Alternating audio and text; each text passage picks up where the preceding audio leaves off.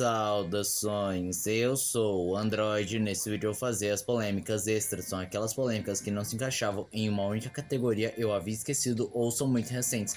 Lembrando que a playlist vai estar na descrição. Chega de enrolação e vamos lá. TikToker zoa salada brasileira. Não tem muito o que dizer, foi uma TikToker norte-americana que simplesmente falou que a salada brasileira não era boa, zoou os ingredientes, fez piada e foi jocosa com a salada brasileira, e ela recebeu um certo rebuliço, boicote e até mesmo recebeu alguns vídeos resposta. Mãe, cancela o aniversário de 15 anos da sua filha.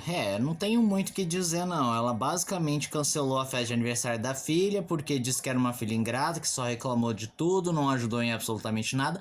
Então ela decidiu cancelar. Isso deu um certo rebuliço com gente defendendo, mas também muita gente criticando a mãe. E a própria filha acabou comentando toda a situação. Liana é uma TikToker que certa vez revelou que fazia bullying na sua época de colégio, e ela não só fala isso, como também se orgulha, e isso claramente acabou reverberando muito negativamente porque as pessoas tendem a ser contra bullying.